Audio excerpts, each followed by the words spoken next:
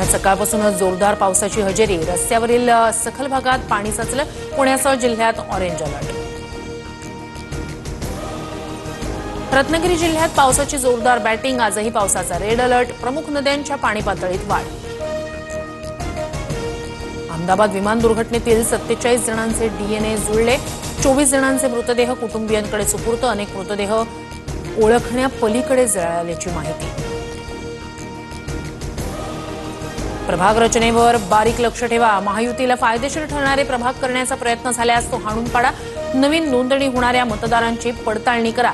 शाखा प्रमुखांच्या बैठकीत उद्धव ठाकरेंचे आदेश.